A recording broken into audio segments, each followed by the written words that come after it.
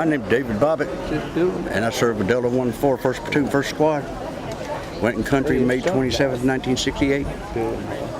And I got my first battle experience with this man right here at LOON. And we went in on June 3rd, 4th, and 5th. And this man saved what was left of the company. He saved the rest of, saved their lives. If he hadn't done what he done, we'd all been killed. He called artillery in on top of us, but he put us in a gave us a signal when he did it. I remember that day quite well. And I remember that. Thanks, Lieutenant. And you know what? By the way, that was really close stuff. Yes, it was close. Yeah, it worked. Yeah, it worked. No Marine got wounded from it. So yeah, but we had bodies laying all over the place after he done it. We were right up on it. I don't know how y'all did it, but it was wonderful. Good work. At the time, we were thinking, you know. No. Wow. We didn't know what we was doing. No, exactly. Just was taking orders. Exactly. And you know, I always said in Marine Corps through boot camp, I was, why the hell are they teaching us hand-to-hand combat? Boy, I sure learned in June 6th, I think it was. Yes, it was. June 6th at 5:30 in the morning. That's right. And it started out, I'll tell you how it started out. Quote me if I'm wrong. We heard digging. And you called a line down 100%. Then you called Charlie Company to see if Charlie Company was digging. And they said no, so Charlie Company went 100%. We stayed like that for maybe an hour. Man called, so we'll go 50-50. I laid down, my squad leader told me to lay down. So I'd land on behind the hole. When they broke in the lines, somebody was dragging me. I didn't know who the hell it was, but I know I was getting dragged in the dark. It was my squad leader. He grabbed me by my feet and dragged me in a hole. And he screamed at me, "We're getting hit." I said, no shit, I was scared to death. And then the battle was on. I mean, we fought hard all day long, if I remember right. Oh, but we went way up from 05:30 that morning to we still had it that evening at 6 o'clock, 7 o'clock, getting dark on us. You was there. It was getting dark on us. And I know what the order this man passed down.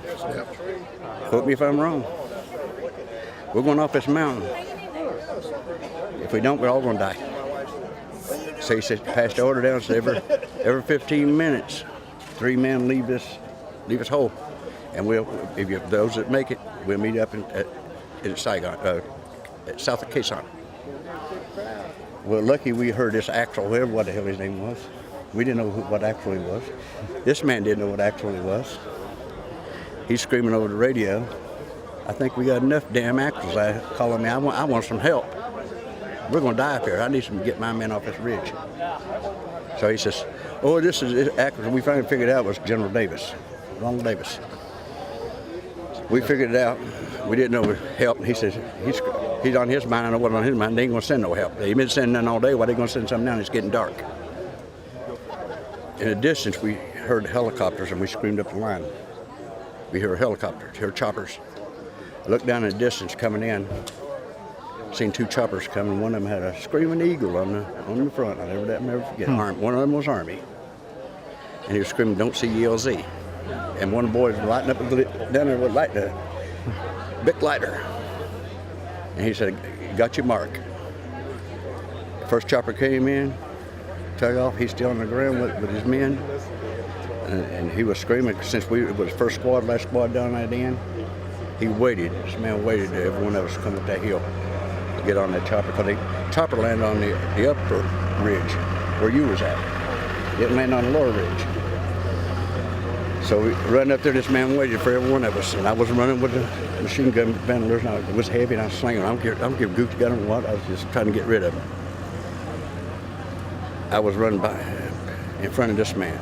I had a man in front of me. I heard that open, AK opened up.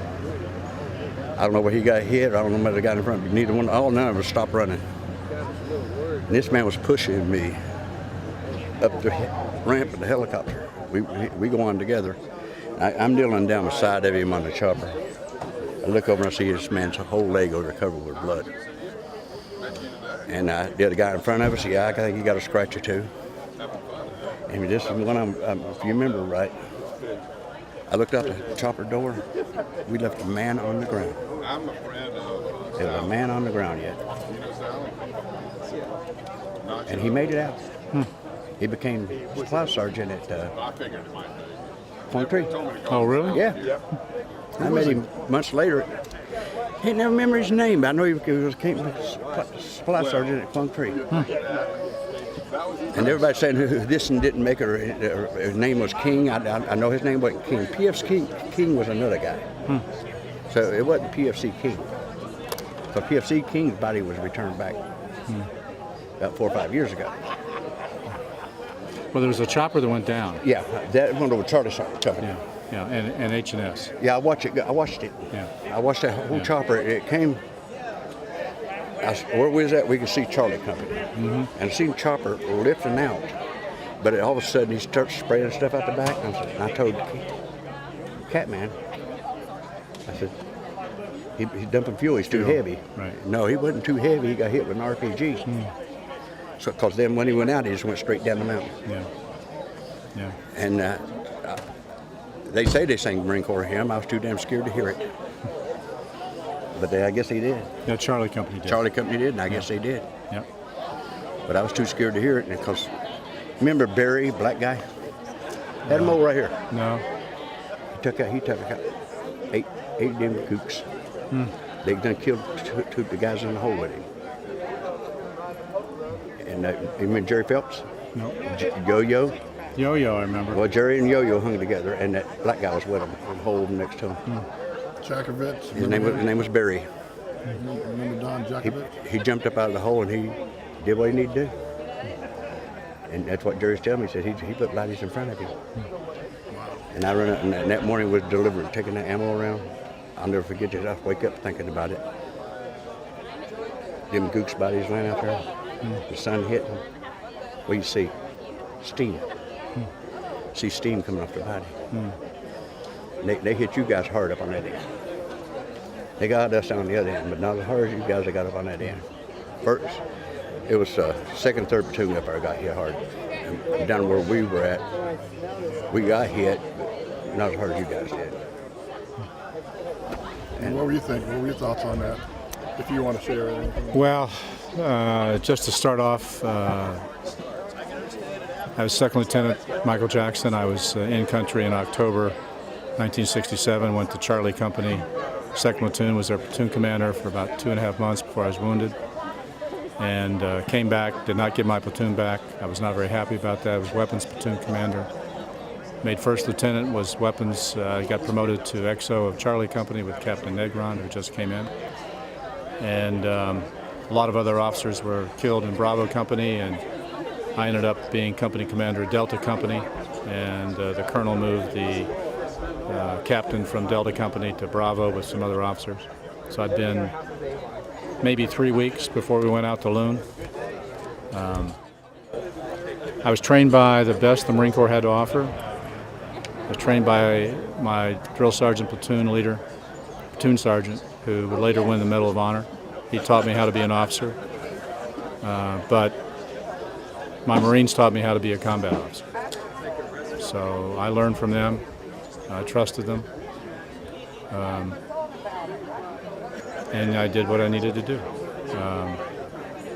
We were being overrun. There were 300 of us total, and there was 600 of them. We wanted the hill. They wanted the hill, and we held the hill. At the end, both Charlie Company commander and myself called in rounds on our units, and we were extracted out. Charlie Company went back in a couple of weeks later to pick up the dead that they couldn't take out. And it turns out nobody wanted that hill.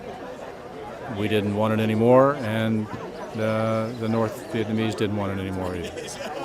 So we continued our mission, and LOON changed my life. And I'm better off for it, unfortunately, for all the people who were killed and wounded.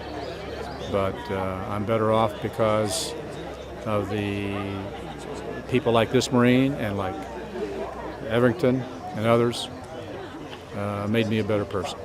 And you always remember the dad. You know? And I appreciate that. Thank you.